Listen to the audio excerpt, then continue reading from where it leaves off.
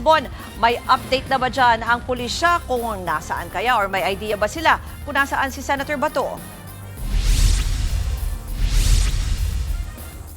Ruth, kanya-kanya ng kilos ang Philippine National Police maging ang National Bureau of Investigation para tugisin o arestuhin ang nagtatagong si Senator Ronald Bato de la Rosa. Kasunod yan ng utos ng Department of Justice na ipatupad na ang warrant of arrest mula sa International Criminal Court.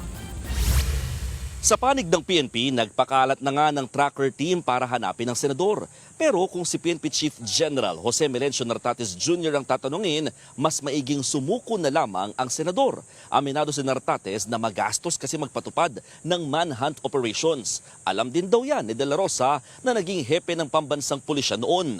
Nauna nang sinabi ni Interior Secretary John Vic Remulla na may 225,000 na mga pulis ang nakaalerto para sa pag-aresto sa senador. Samantala, sabi ni Nartates, posibleng muling igiit ni De La Rosa ang hiling niyang maisailalim sa protective custody ng PNP, bagay na pwede naman daw gawin sa pulisya. Pakinggan natin ang pahayag ni PNP Chief Nartates. Seeking protective custody is meaning that is surrender, Odi. Kung by all peaceful means he will surrender, yield himself, di mas maganda. Okay? Para mag-concentrate tayo sa iba pang wanted person. Ruth, sa panig naman ng NBI, may binuo na ring team para tugisin si De La Rosa.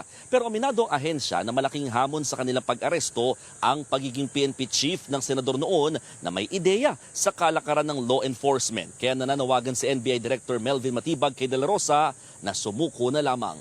Narito.